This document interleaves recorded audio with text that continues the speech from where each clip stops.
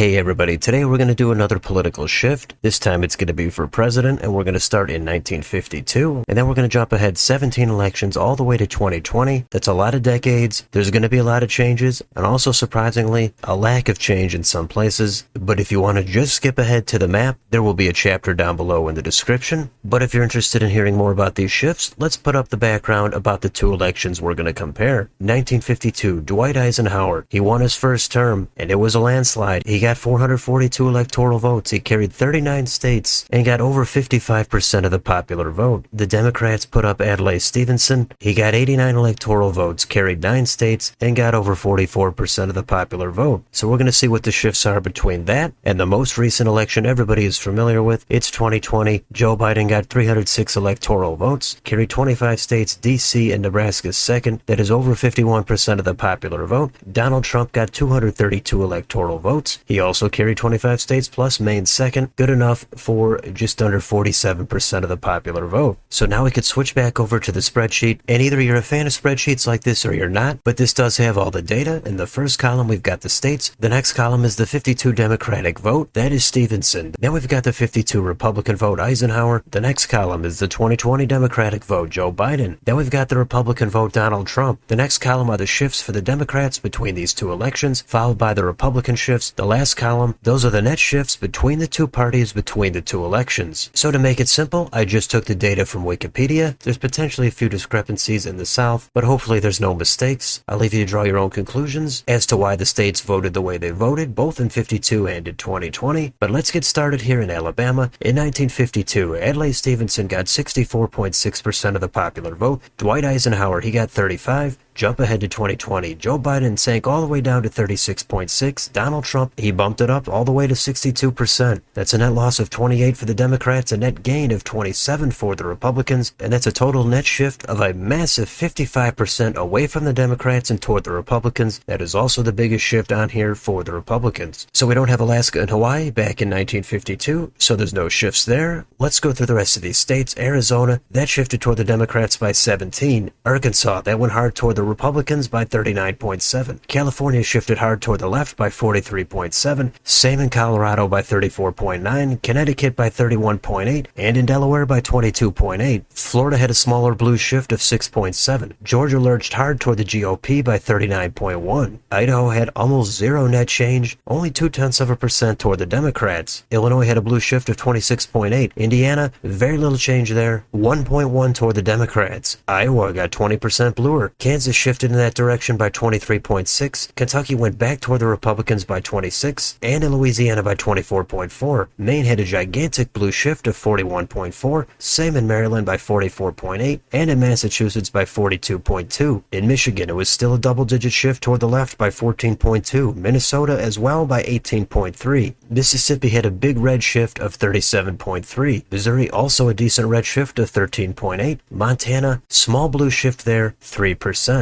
Now we've got a bunch of blue shifts. Nebraska 19.2, Nevada 25.3, New Hampshire 29.1, New Jersey 30.7, New Mexico 21.9, and New York 35.1. North Carolina had a modest red shift of 9.1. North Dakota had a modest blue shift of 9.3. Ohio, similar shift 5.5 toward the Democrats. Oklahoma, a substantial 23.9 toward the Republicans. Oregon moved a significant 37.7 toward the Democrats. Pennsylvania shifted blue by an even 7. Rhode Island 22.6 toward the left. South Carolina 13.1 toward the right. South Dakota toward the Democrats by 12.2. Tennessee toward the GOP by 22.9. In Texas, there was almost no change there, 0.8 toward the Democrats. Utah, mild red shift there of 2.6. Vermont had the biggest shift out of all the states, one of the biggest ones we've ever seen, an astonishing 78.7 away from the Republicans and toward the Democrats. Virginia also toward the Democrats by 23, as well as in Washington by 28.8. West Virginia, major red shift there of 42.7. Wisconsin, 23 toward the Democrats. Democrats. And the last state is Wyoming. That went 21.9 toward the GOP. Those are all the states. Here's your national shift, 15.4 toward the Democrats. So there's all of your data and all the shifts, and the column all the way on the right with all the shifts. The shading there has the darkest colors of 10 or more points, and the lightest colors of under 5 points, 3 levels of shading. But we can go one step farther. We can apply this all to a map to help visualize the changes. Let's switch over to that. Let's take a look. Here it is. We've got similar shading on this map, except the shifts of under 1 point. This time, there's a 4th level of shading for the tilt margins. That would be Idaho and Texas. So the thing to do here is to look for any takeaways, and the South, a couple places beyond that, are dark red. The West Coast, the Northeast, even much of the Midwest or the Great Plains, those had some blue shifts, but the most significant are on the coasts. So Adlai Stevenson could not win his home state of Illinois. He didn't even really get close. He also ran again in 56, kind of the same result. And just because one election goes hard toward one direction, doesn't mean the next election is guaranteed to do similar. Sometimes there's a lot of change in just 2 consecutive elections. For me, one of the more notable things I think are the states that had very little change. Again, Idaho and Texas, under 1% shift over all those decades. But there's a lot of other states on here that we would consider to be red that had blue shifts, like the Dakotas, but most of those blue shifts outside of the coasts, they're not 30 or 40 points. So it's not really that surprising to see a lot of states over 10-point shifts when you're looking at almost a 70-year span. Of course, during that time, many states have undergone one or more political realignments. Some of them are in the process of doing it now. Eventually, some states even wind up back where they were, but I'll leave that to you if you want to look more into the specific issues or the candidates or individual counties, if you want to try to find more local issues or put this into some more historical context. All I do is find the shifts, present it, see what people have to say about it. I'm sure there's plenty more you could say, but I'll leave it there for now. Let me know in the comments, what do you think about any of the shifts between 1952 and 2020? Could anybody have beaten Eisenhower in 52? What are the more notable shifts for you on this map? Let me know down below. On your way out, don't forget to like, share, and subscribe. Hit the bell for notifications. Join the channel if you'd like to support it. Thanks for watching, and I'll see you on the next video.